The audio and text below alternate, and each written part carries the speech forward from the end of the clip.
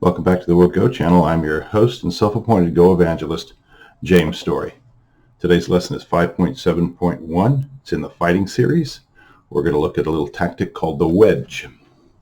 So when black here has two stones with a 1-point jump in between them, white can play this stone, which was called the wedge. It wedges in between the two stones. And the intention is usually to keep the two stones separated. Note that if white does anything else, black can simply connect the two stones. So here white wedges in between, black can Atari from one side or the other, and usually white extends out so that black can't capture and reconnect. Now black has a problem because white is poked into the tiger's mouth and black has two cutting points. So they have to decide which one of these they're going to protect. They can protect it with a solid or with a loose connection, a tiger's mouth in other words. So let's say they play there, they protect that cutting point. Now white can cut here. Notice white's next move would be something like this, or it could be, in order to capture that black stone in a ladder.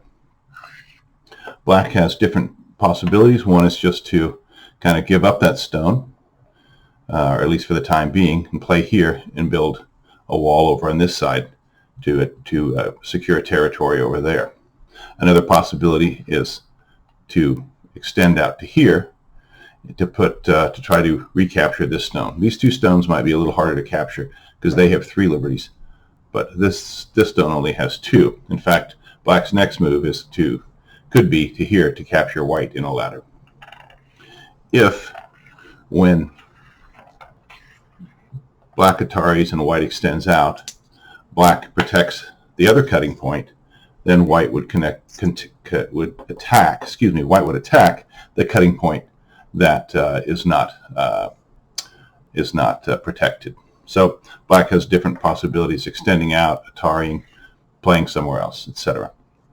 So this is a little tactic called the wedge, where white tries to separate these two stones somehow. How would that come into? How would that be helpful for white? Well, let's say we had a situation, something like, maybe say something like this, okay? And black is looking and saying, you know, if white gets another move in this area, here, or even maybe up to there, then all this area is going to become white territory. So now is the time, before white can close the door, to infiltrate, invade this territory, and try to at least diminish it somehow, to reduce it. And black may make a move like this. White could do a couple things. They could slap here, here, and have a fight. But they could also just calmly maybe play up like that. That way it protects this area here. Notice if they don't do anything, black can get another move in here and start to surround this stone, and maybe then get into the corner and attack it. So white probably wants to do something. This would be a good move, I think, to protect a large chunk of territory over here. Black has different options. They can play the Kasumi, or diagonal move, to slowly move out. They could also jump out at the 1-point jump. And in this situation, white might want to wedge in there. Notice black gets to Atari one side or the other. Let's say they take this side. White then extends out to escape so they don't get captured and let black reconnect. And now black has to protect one of these two cutting points. Notice if black protects this one, white can cut this stone off, capture this one fairly easily, and get a big chunk of the board. And if black plays this move, then white cuts here and cuts this stone off from this stone. And now these stones here have to make life just in place there because they can't get out, right? Now they may be able to do that. But at the same time, that may be hard for them to do also.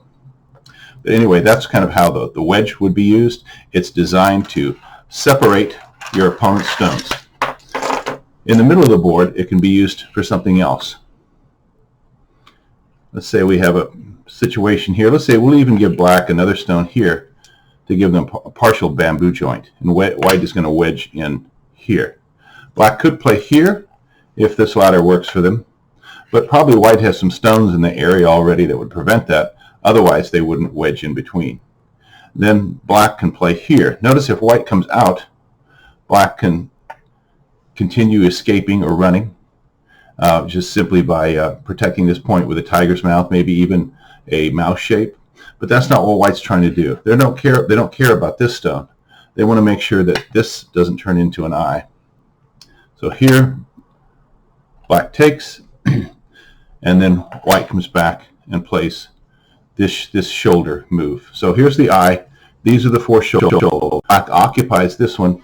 Let's say they already have a stone down here, so they even control this shoulder. But they don't control these 2 shoulders or occupy them. White does. And so now this is a false eye. Now obviously black has some moves against this, and they can keep running out. But we're kind of assuming white already has a net around here to catch these stones. Notice this is not a real eye. It's a false eye, and so is this one, because white has 2 of the shoulders of each one. So the wedge here can be used to steal the eye of black, and maybe this is farther down on the board and white's all around here, and black hasn't made 2 eyes yet and black's still running. So that might be a good move for white to wedge and then to grab both of the shoulders here in order to deny black an eye in the middle of the board. Notice neither one of these are eyes. So black needs to run and connect to another black group, probably. Once again, if you like this video, please give me the thumbs up. Please subscribe. You can contact us here. Also, we have different playlists for new players. New players to our Go channel, I would suggest lessons in logical sequence.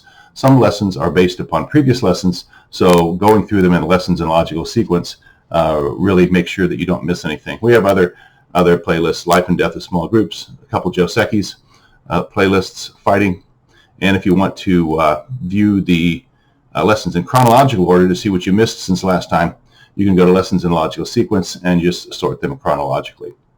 Once again, thanks for tuning in to the World Go channel. See you next time. Goodbye.